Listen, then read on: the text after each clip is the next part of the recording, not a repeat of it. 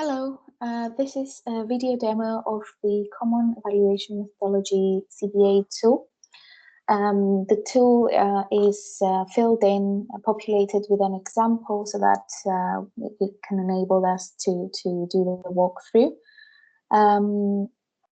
The main three sections of the tool are listed here in the Guidance tab, as well as the legend, the key to the cell formatting, as well as a link to the user guide of the tool for more detailed guidance around how to populate this tool. The three main sections we have is essentially the first one is the input section, which includes a number of tabs in there, which we'll go through one by one and explain the purpose of each. This is where the user populates the tool with the main costs and benefits. The analysis and insight section, this is where all the output and the reporting metrics are being included. And the last section, the background calculation section, doesn't require inputs or interaction by a user. This is where some of the background calculations are being made. The user should only populate the yellow cells. Some of them are drop-downs and they have purple outline. All the other cells are either fixed, their calculations, or they are auto-populated by macro. These are the blue formatted cells. Costs and benefits should be inputted in 2018-19 prices, and costs should be entered as positive values, whilst benefits or avoided costs should be entered as negative values. So this is essentially the first, the guidance tab. The purpose of the CBA tab acts as a placeholder for the user to describe the investment decision drivers, the aim of the investment decision, and any kind of condition of the assets in question. And then we begin with the main kind of input section, where the first tab is the control tab. This is where the user can select the reference year for discounting and indexing. This is a drop-down selection. The start year of the analysis, in this case it's 2020. And the next selection, the drop-down selection here, refers to how the tool calculates the exceedance of the baseline. So the baseline here in this tool is the reinforcement option. So that can be done via the user entering load and load growth, peak load, I should say, or exceedance can be entered directly by the user. So that's the alternative selection. For now, for this example, we use peak load entries. And the last selection here is with regards to how the flexibility cost is populated. So this can either be calculated using an assumed availability cost, or relating to the volumes of exceedance. Or again, the user could input all annual flex costs directly. Again, for this example, we use flex costs being calculated from required flexibility volumes. This next table here on the right enables the user to name and define the scenarios they want to look at, as well as the strategies. They could look at, over and above the baseline reinforcement strategy, they could look at flexibility, for example, or efficiency, or any other strategies, up to 10 different strategies. And then also they can consider up to 10 different scenarios. In this case, we've filled in a best view scenario as well as the 4 best scenarios, but these really can be any types of scenarios the user deems appropriate. So up to 10 scenarios and up to 10 strategies that can be considered. The configuration table essentially takes that information, summarizes it. It gives us the number of up to 10 configurations that we have. In this case, we're considering the flexibility strategy under 5 different scenarios, the best view and the 4 best scenarios. So we have 5 different configurations, which is a single strategy considered under 5 different scenarios.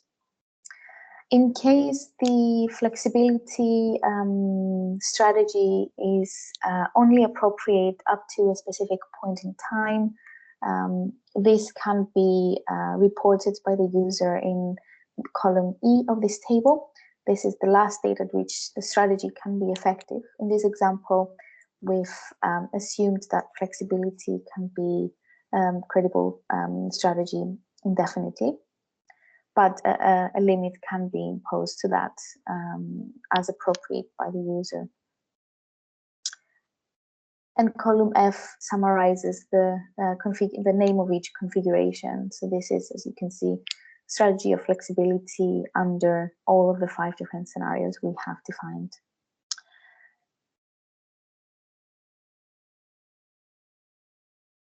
The next section here refers to the baseline strategy, the reinforcement strategy. This will become clear when we look at the next tab, the baseline reinforcement tab. This is essentially a selection by the user on which scenario would be driving the baseline assumptions of when reinforcement is needed.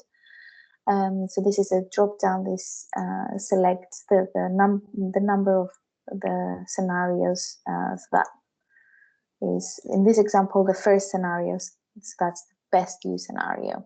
So this means essentially that the exceedance profile of the best view scenario, when exceedance becomes positive, that year defines in this example when flexibility or reinforcement will be required. Once this tab is filled in with the selections of scenario names and strategy names, the user should click the Update Configurations button here, and this reorganizes the input tabs to take into account, for example, the fact that the baseline exceedance would be calculated either directly or via peak load, as well as the input type of the flexibility cost, whether it's calculated volumes or whether it's inputted directly. The second button right here, step 2, calculating the benefit, should be used after the cost and benefit are filled in the remaining of the input section. So we would come back to this and click it once everything else is filled in, before we can go into the next section and look at the outputs. The next tab, the baseline reinforcement tab, is where all the relevant inputs for reinforcement are added. The intervention start year is 2023 in this example, because previously we've selected the best view scenario to define when reinforcement is required. So we have, in this example, included a peak network load projection profile for each of the scenarios right here. And the assets capacity we've defined as 30 MVA. So the year under best view that this capacity is exceeded is defined as the intervention start year.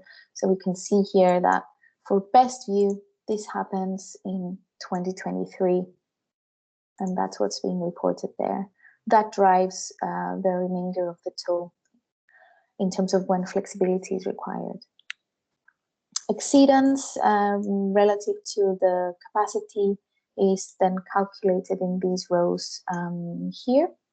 And then the costs and the profile of reinforcement and any upfront capex that is to be deferred if flexibility would be used, that can be inserted in these row line items here. A breakdown can be populated, or the total cost can be added in a single row.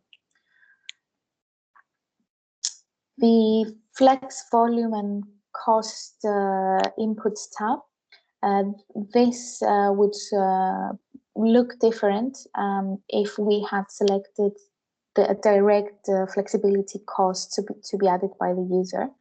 In this case, because we have selected the flex volume to be driving the flexibility cost, we see this tab. So here we can define an availability price and a utilization price per megawatt per hour. And then we go on to define the volumes that drive that. We could make an assumption in terms of the price trend for availability in the future, if we believe that that's might change with the development of the market. So that assumption can be made in row 11 here. And any other fixed costs that are related to flexibility strategy can be inputted in the next few rows for each of the strategies and scenarios we have defined previously.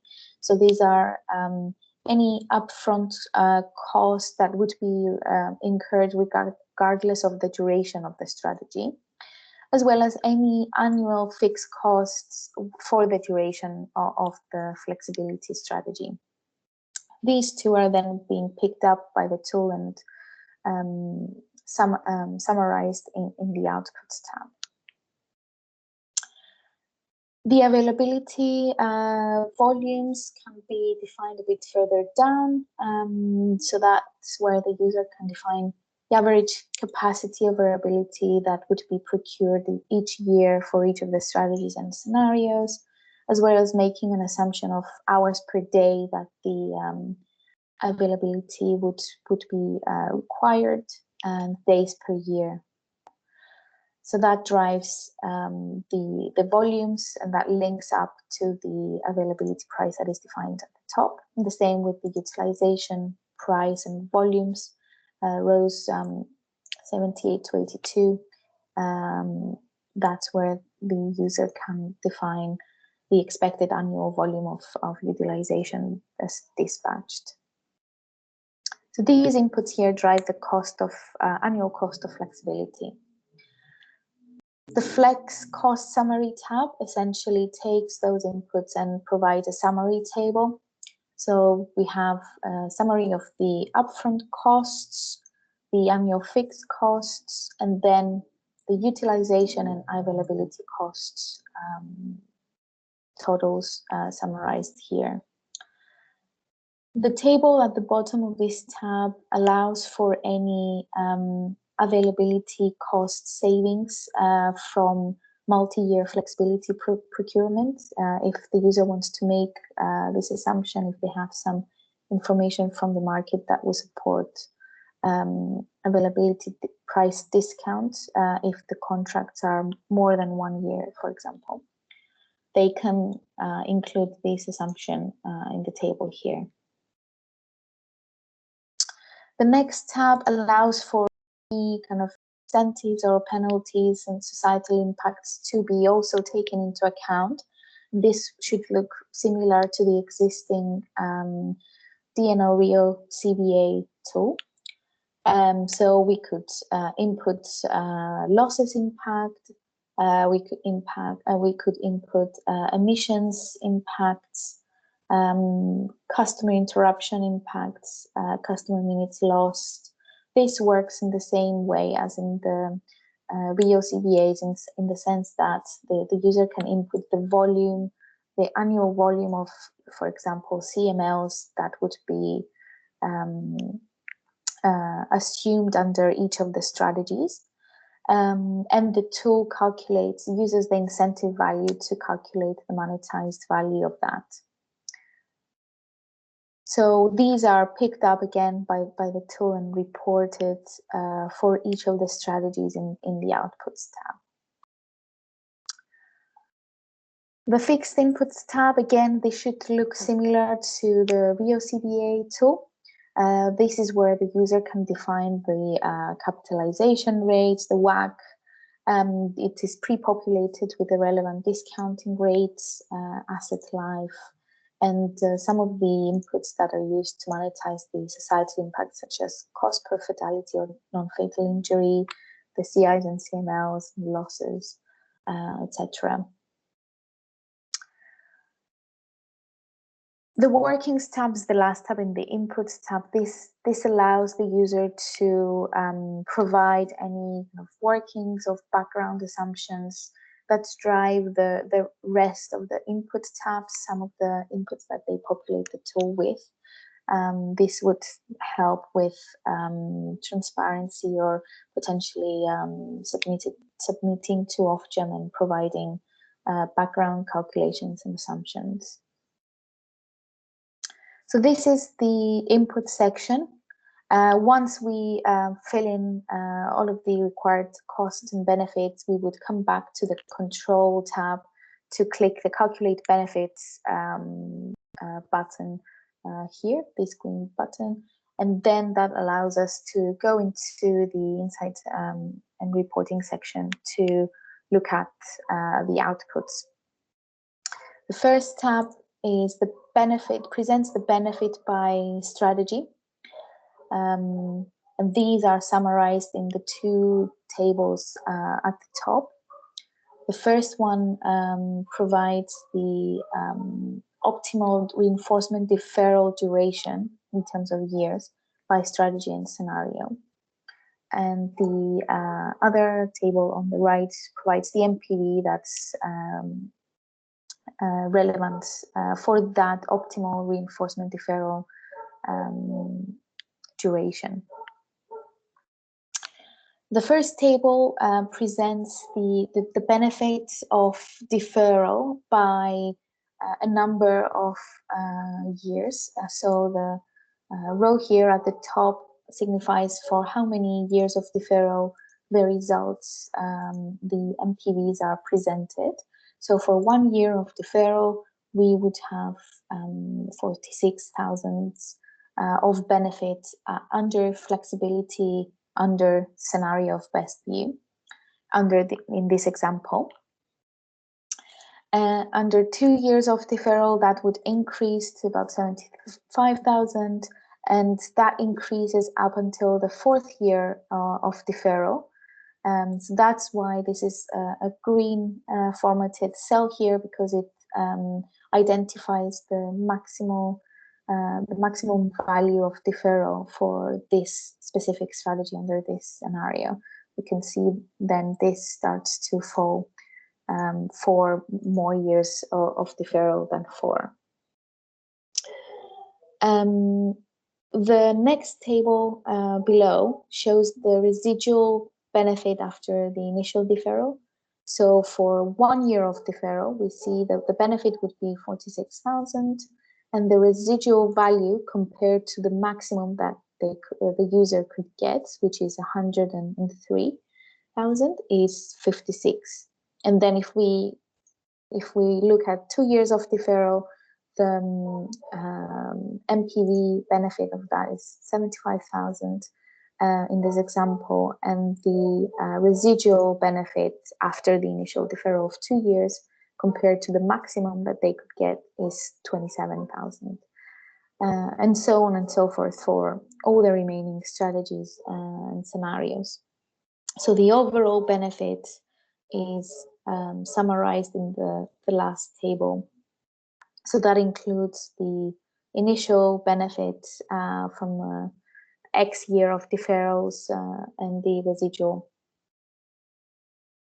So for flexibility under best view, you can see this is 103,000 up to 4 years of deferral, and then that falls, becomes negative eventually. The Insights and Reporting tab provides an additional level of analysis. First, it summarizes what we've already seen in the previous tab, in the sense that it summarizes, it lists all the strategies and the scenarios.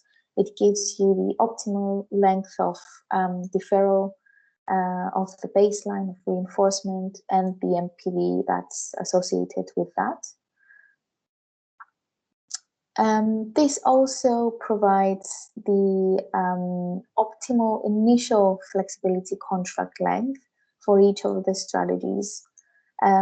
This at the moment looks like it's the same across all strategies, because we haven't assumed any discount for longer contract lengths. If we had taken that assumption, this table summary would take that into account and provide us with the optimal initial flexibility contract length.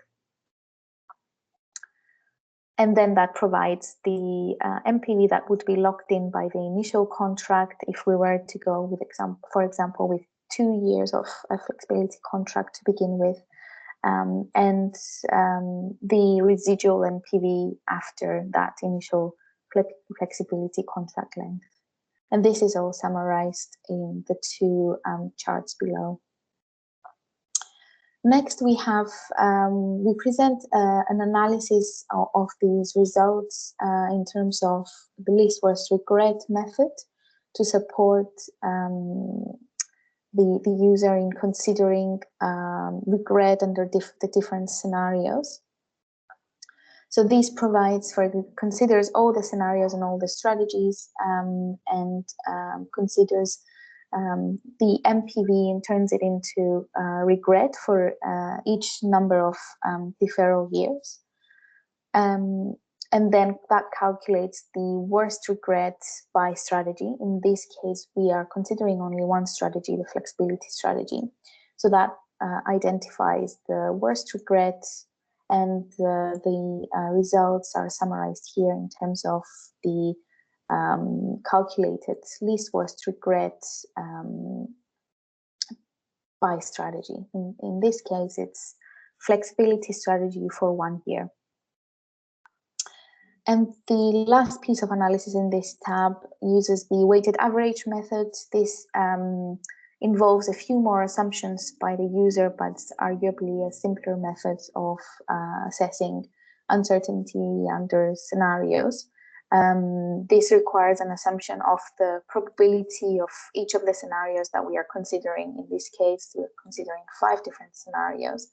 So if we were to, for example, assume that each has an equal probability of outturn, we can see what the weighted average MPVs are for the flexibility strategy.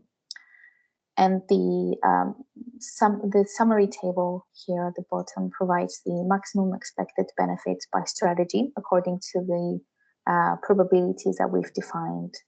And again, this is for flexibility for 1 year. The last tab in the output section provides a little bit more analysis in terms of the ceiling price of flexibility. This would only work if the user defines the flexibility volumes in terms of availability and utilization in this tab. If we were to assume that if the user would select that the flexibility costs are inputted directly, then the ceiling price calculation can't be done within the tool. So essentially, what the ceiling price calculation does is it takes all other costs relating to the flexibility strategies fixed, apart from the availability price. And the user, and it calculates essentially at which availability price the flexibility option is no longer more optimal than the reinforcement option. And the user can define the increments of availability price that the tool cycles through to find the maximum, the ceiling price. And a maximum value for the tool to consider. You can see here that for some of these strategies where flexibility is the preferred, there is, because we have defined a maximum of 3,000 pounds for availability price, it returns that as the maximum ceiling price. So defining the steps here and then clicking this the blue button top would return the maximum availability price. And just for reference, we also linking the utilization price that's been assumed by the user. So this is the outputs section. The last section of the tool is the backend, where essentially the background calculations are made. You can see that the baseline and configuration tabs look very similar to the Rio CBA tool. These take the cost and benefits as inputted by the user, pass them through the depreciation treatment, TOTEX treatment, and provide the MPV of the cost and benefits. And these are then linked back out to the outputs tabs.